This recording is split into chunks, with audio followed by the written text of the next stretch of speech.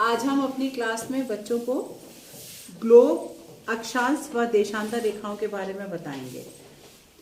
लेकिन अपने इस टॉपिक को शुरू करने से पहले मैं बच्चों से पूछना चाहूंगी कि सभी बच्चे मुझे ये बताएं कि हम कहाँ पर रहते हैं। पृथ्वी पर रहते हैं। शाबाश। अब ये बताएं कि पृथ्वी कैसी है हमारी। ध्रुव पे चपटी और बीच में से उभरी हुई है। कैसी है पृथ्वी? एक ध्रुव पे चपटी और बीच में से उभरी हुई है।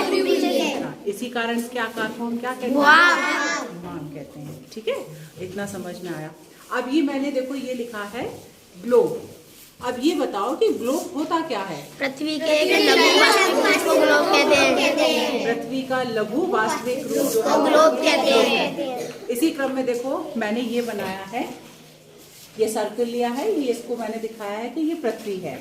अब ये बीच की लाइन सभी बच्चों को दिख रही होगी नीले रंग से। इसको हम कहते हैं भूमध्य रेखा। इसको इंग्लिश में बोलते हैं इक्वेटर। ठीक है, भूमध्य रेखा क्या करती है? पृथ्वी को दो भागों में बराबर बांटती है। पृथ्वी को दो बराबर भागों में बांटने वाली रेखा को हम कहते हैं भूमध्य रेखा।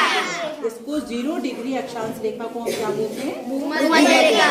अब ये देखो, अब ये तुम्हें छोटी छोटी लाइनें दिख रही होंगी, ये वाली, ये वाली, ये वाली, और इधर हमने लिखा है अक्षांश रेखाएं। तो अब ये देखो, अक्षांश रेखाएं कौन सी रेखाएं होती हैं?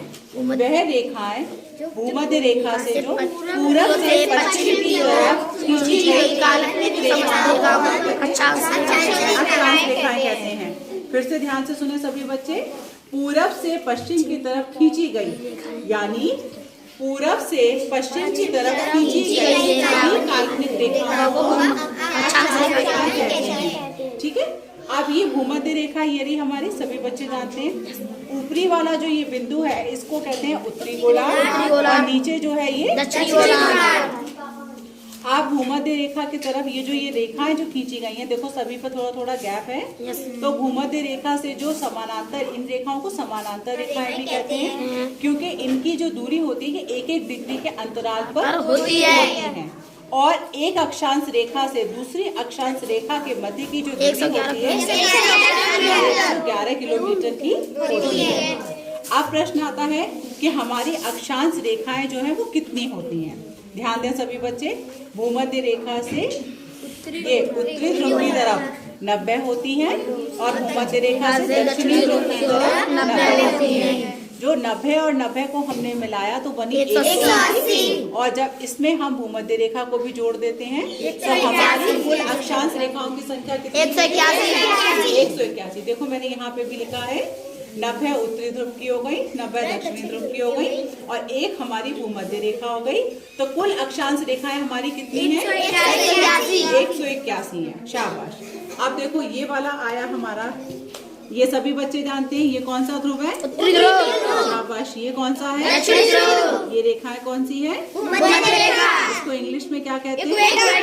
इक्वेटर। शाबाश। अब देखो, भूमध्य रेखा से उत्तरी ध्रुव की तरफ 23 डिग्री पर जो रेखा है वो कौन सी रेखा है? शाबाश। भूमध्य रेखा से दक्षिणी ध्रुव की तरफ 23 डिग्री पर कौन सी रेखा है? शाबाश। भूमध्य रेखा से उत्तरी ध्रुव की तरफ 66 डिग्री पर कौन सी रेखा? आर्कटिक। भूमध्य रेखा से दक्षिणी ध्रुव की तरफ कौन सी है? अंटार्कटिक वृत्त पाई जाती है। अच्छा, अब ये बताओ भूमध्य रेखा को इंग्लिश में क्या कहते हैं? इक्वेटर। अभी सभी बच्चे बताएं। अब ये जो हमने लिखा है कर्क रेखा को इंग्लिश में क्या कहते हैं? Tropic of Cancer. Tropic of Cancer. अच्छा, ये क्या लिखा है? Arctic Circle. अच्छा, ये क्या है? ट्रॉपिक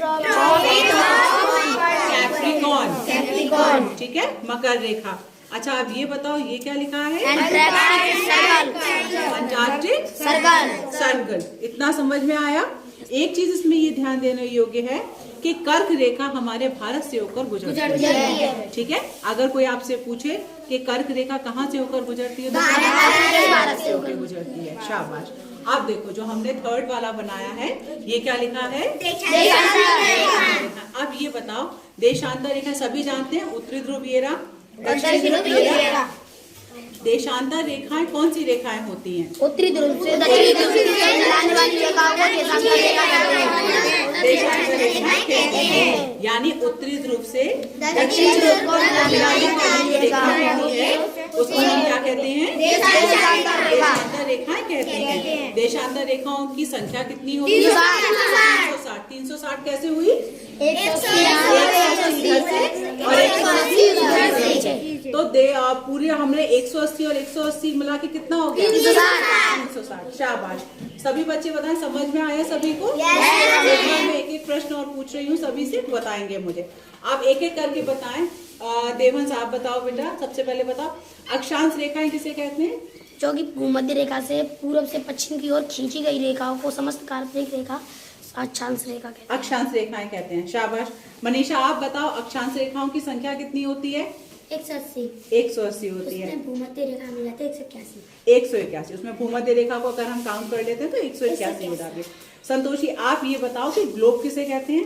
पृथ्वी का बहुभुज रूप छोटा उसे पृथ्वी ग्लोब कहते हैं। हाँ, पृथ्वी का लघु वास्तविक रूप जो है वो ग्लोब कहलाता है। शाबाश। अब ये बताओ हमारी कि ये इक्वेटर को हिंदी में क्या बोलते हैं?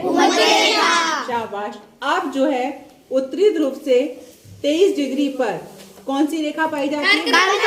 कर्क रेखा। भूमध्य रेखा से जब हम दक्षिण ध्रुव की तरफ चलेंगे देखेंगे तो 23 डिग्री पर कौन सी रेखा? मकर रेखा है। भूमध्य रेखा से उत्तरी ध्रुव की तरफ 66 डिग्री पर कौन सी रेखा है? आर्कटिक। आप बताओ रॉली, आप बताओ देशांतर रेखाएं किसे कहते हैं? उत्तरी गोलार्ध से दक्षिणी गोलार्ध तक खींची गई काल्पनिक रेखा को देशांतर रेखाएं कहते हैं। Very good. अब प्रिया आप बताओ देशांतर रेखाओं की संख्या कितनी होती है? देशांतर रेखाएं जो है कितनी? 360 होती है।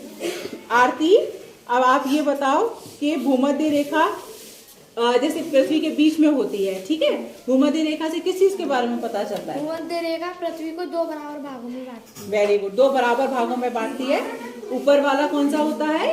उत्तरी ध्रुव। और नीचे वाला दक्षिणी ध्रुव। सभी बच्चों को समझ में आया? Yes ma'am. Thank you.